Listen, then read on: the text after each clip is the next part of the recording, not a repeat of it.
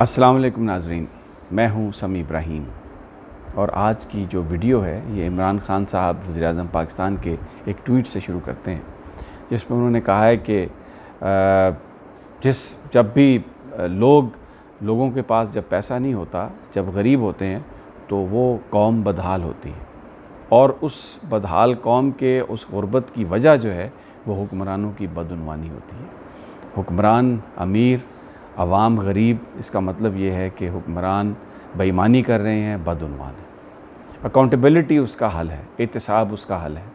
پاکستان میں احتساب کا عمل جب شروع ہوا ہے تو ہم ایک اب فیصلہ کن موڑ میں آ گئے ہیں۔ یہاں پر احتساب کے نظام پر سوال اٹھائے جا رہے ہیں۔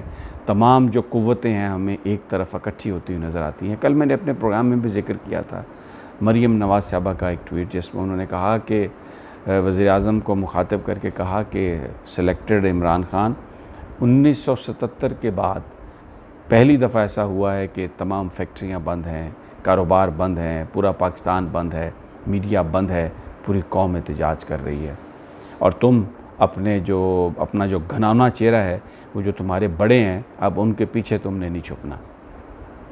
کیوں ذکر کیا 1977 کا مریم نواز صاحبہ نے؟ کیا ہو رہا تھا 1977 میں؟ 1977 میں اگر ہم ماضی میں نظر ڈالتے ہیں تو ایک الیکٹڈ پرائم منسٹر تھا ذوالفقار علی بھٹو، جس نے اپنے دور حکومت میں سرمایہ داروں کو للکارا تھا، بڑی بڑی انڈسٹریز کو نیشنلائز کیا تھا، غریب مزدوروں کو احساس دیا تھا کہ آپ بھی یہ جو منافع ہے اس کے حصے دار ہیں، تعلیم کو عام کیا تھا، کسانوں کو یہ کہا تھا، ہاریوں کو یہ کہا تھا کہ یہ جو بڑی بڑی جاگیریں ہیں یہ ان کے پاس ہم نہیں رہنے دیں گے، تم زمین کا سینہ چیر کر یہاں سے فصلیں اگاتے ہو تو تم بھی اس کے منافع کے اتنے ہی حقدار ہو۔ مزدوروں کو، کسانوں کو، طالب علموں کو، متوسط طبقے کو ذوالفقار علی بھٹو نے ایک آواز دی اور ان کے لیے بہت کچھ کیا تھا۔ پھر ایک تحریک چلتی ہے۔ ذوالفقار علی بھٹو بانی تھے پاکستان کے نیوکلیئر پروگرام کے، اسلامی سربراہ کانفرنس کی تھی انہوں نے، غریبوں کی آواز تھے وہ۔ پھر ایک سرمایہ دار ایک پیچھے ہیں اور بظاہر ایک تحریک چلتی ہے، شروع میں الیکشن دھاندلی، پھر نظام مصطفیٰ، اس کے نتیجے میں ذوالفقار علی بھٹو کا اقتدار ختم ہو جاتا ہے۔ وہ جو ایکا تھا سرمایہ داروں کا، اس کے پیچھے امریکہ تھا، وہ جو بھی ایکا تھا اس کے پیچھے امریکہ تھا، اور انہوں نے بالآخر ذوالفقار علی بھٹو کو پھانسی لگایا۔ وہ کون لوگ تھے پھانسی لگانے والے؟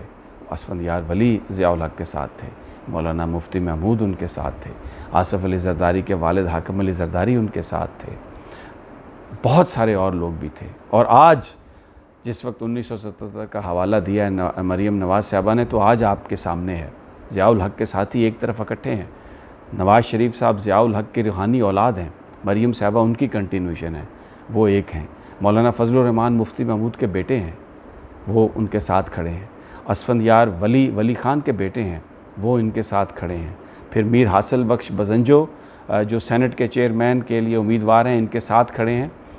وہ غوث بخش بزنجو کے بیٹے ہیں، جن کے اوپر جناب ذوالفقار علی بھٹو نے غداری کا الزام لگایا تھا اور سپریم کورٹ آف پاکستان نے اس ریفرنس کو فائنل کیا تھا۔ جناب آصف علی زرداری صاحب جو اس وقت نواز شریف صاحب کے ساتھ کھڑے ہیں، ان کے والد صاحب حاکم علی زرداری نیشنل عوامی پارٹی کے لیڈر تھے اس وقت، اور جن کے اوپر غداری کے مقدمات تھے، جو جیل میں بند تھے، جن کے خلاف ذوالفقار علی بھٹو نے ریفرنس دیا تھا، ان کو وہ کھانا دیا کرتے تھے جا کے۔ آج وہ ساری قوتیں اکٹھی ہیں، اور آج بھی ان کے پیچھے کون ہے؟ ہم سب کو پتہ ہے کہ ان کے پیچھے ویسٹ ہے، ان کے پیچھے امریکہ ہے، ان کے پیچھے بھارت ہے۔ یہ جو نواز شریف صاحب اور یہ جو سارے آپ کو لوگ نظر آتے ہیں، یہ ڈارلنگ ہیں، ویسٹ کی ڈارلنگ ہیں۔ کل شیخ سلیم صاحب جو یہاں پہ اسلام آباد میں ٹریڈرز ہیں، انہوں نے تقریریں کرتے ہوئے یہ کہا کہ سب ہمارے ساتھ ہیں، صحافی بھی ہمارے ساتھ ہیں، وہ بھی ہمارے ساتھ ہیں۔ کون سے صحافی ان کے ساتھ ہیں؟ ایک تحریک چل رہی ہے پاکستان میں، صحافی کہہ رہے ہیں بہت سارے، آئیں ہمیں پکڑ لو، ہمیں پکڑ لو۔ کیوں پکڑ لو؟ کسی نے ان کو نہیں پکڑا۔ اگر آپ ذرا اس پر نظر ڈالیں، یہ بہت ضروری بات ہے۔ میں کمپیریزن کروں گا یہاں پہ ڈاکٹر شاہد مسعود کا ان صحافیوں کے ساتھ۔ ڈاکٹر شاہد مسعود، مجھے کہنے دیجئے، 70 دن تک وہ پابند سلاسل رہے، ہاتھوں میں ہتھ کڑیاں ڈال کر انہیں پریڈ کرائی گئی عدالتوں میں لایا گیا، اس لیے کہ وہ غلط کو غلط اور صحیح کو صحیح کہتے تھے۔ کوئی ان کی مدد کے لیے نہیں گیا۔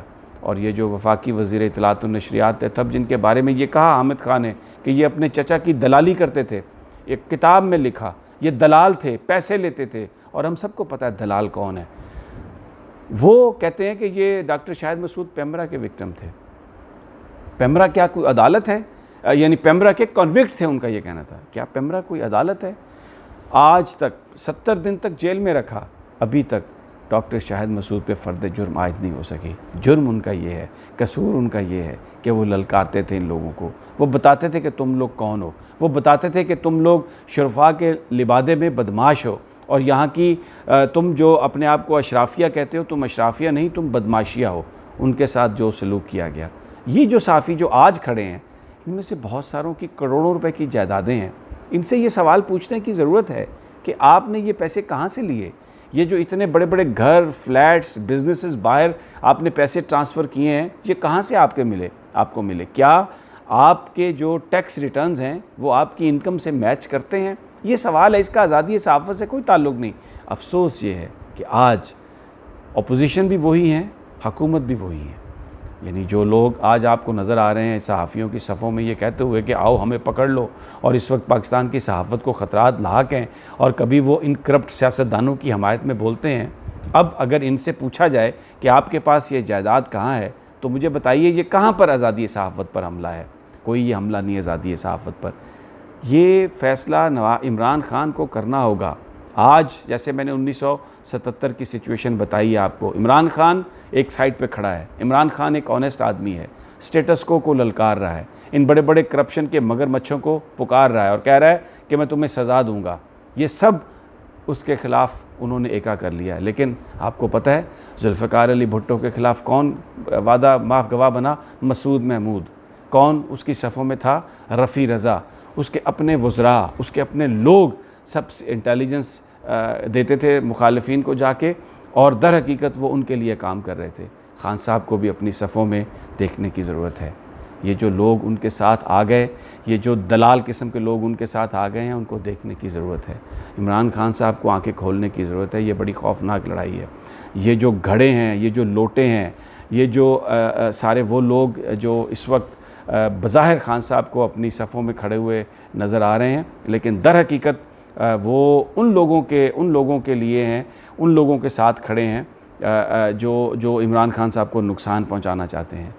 بہت ضروری ہے وزیر اعظم عمران خان ان کا نوٹس لیں، اور دیکھیں صحافی جو لڑے وہ صحافی ہیں جنہوں نے جیلیں کھائیں، جن کو ہتھکڑیاں لگیں، جن کو ذلیل کیا گیا۔ آج ڈاکٹر شاہد مسعود بیمار ہیں، وہ لائٹ ان کی آنکھوں میں پڑتی ہے تو وہ پروگرام کرنے کے قابل نہیں ہیں۔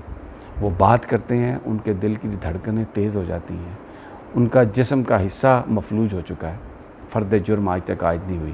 اور یہ بہت افسوس ہے عمران خان صاحب کہ آپ نے یہ کہا، وزیر داخلہ تھے، کہ آپ نے ڈاکٹر شاہد مسعود سے یہ کہا کہ حامد میر نے بتایا گرفتاری کا۔ حامد میر صاحب جو ہیں وہ تو مشرف دور میں بھی ان کے ساتھ تھے، زرداری دور میں ان کے ساتھ تھے، نواز شریف دور میں ان کے ساتھ ہے۔ آپ اٹھا کے دیکھ لیں، ایوارڈز بھی ان کے لیے، اگر کوئی بڑے آدمی کے بچی کی شادی ہوتی ہے وہاں پر بھی یہی جاتے ہیں، جو بڑے بڑے لوگ ہیں ان کے ساتھ بھی یہی بیٹھتے ہیں۔ تو یہ عوام کو خود دیکھنے کی ضرورت ہے کہ کون آزادی صحافت کے لیے جنگ لڑ رہا ہے، کون کرپٹ مافیا کو بچانے کے لیے ان کے ساتھ ہے۔ یہ فیصلہ کن لڑائی ہے۔ ہر طرف سے ہاتھ ان کرپٹ لوگوں پہ پڑ رہا ہے۔ جو لندن سے خبریں آ رہی ہیں وہاں پر منی لانڈرنگ، شہباز شریف صاحب 50 کروڑ کی منی لانڈرنگ ڈیلی میل کہہ رہا ہے، اس کی تحقیقات شروع ہو گئی ہیں۔ آنے والے وقتوں میں اور بھی بہت کچھ ہوگا۔ اب سب امیدیں جناب جسٹس آصف سعید خان کھوسہ پر پھر لگ گئی ہیں۔ بڑا زبردست بینچ بنا ہے، جسٹس عمر عطا بندیال، جسٹس عظمت سعید شیخ، جو ارشد ملک صاحب کے حوالے سے جو ٹیپ ہے اس کو دیکھیں گے۔ ان کا ایفیڈیوٹ بھی ان کے سامنے ہوگا جس میں بلیک میلنگ کی بات کی گئی ہے، نواز شریف صاحب سے ملاقات کی بات کی گئی ہے، حسین نواز سے ملاقات کی بات کی گئی ہے۔ بہت یہ اہم ڈیولپمنٹ ہے، پوری قوم اس کی طرف دیکھ رہی ہے۔ ناظرین، میں آپ کو ویڈیو ہمیشہ کی طرح اپلوڈ کرتا رہوں گا، تازہ ترین صورتحال سے آگاہ کرتا رہوں گا، لیکن مریم نواز نے 1977 والی بات کہہ کے بہت سارے پزل کھول دیے ہیں کہ کون سی طاقتیں کس کے خلاف کھڑی ہیں، کیوں کھڑی ہیں، اور اب یہ فیصلہ پاکستان کے عوام کو کرنا ہوگا کہ کس طرف ہم نے آگے جانا ہے۔